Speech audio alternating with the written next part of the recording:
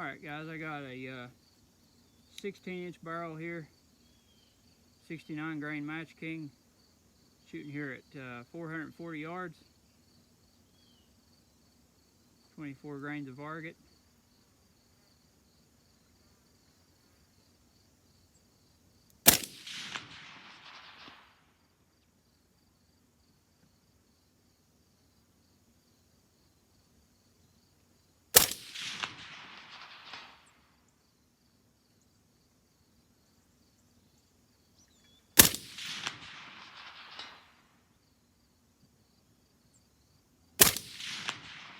Alright guys, here's the rifle I was just shooting there, and I just wanted to pan out and sort of show you where I was shooting.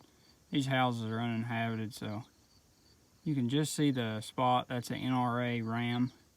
Just doing some testing for whether I want to do a 16-inch barrel, 12.5, or a 10.5 300 blackout for an everyday truck gun.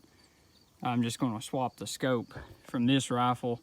I've got a 0 target right there, the cardboard, and I just want to make sure that whatever selection that I want, what's going to work out. I'm going to buy a US Optics TS12 to run on it. They're just really compact, little 12 power mil reticle scope.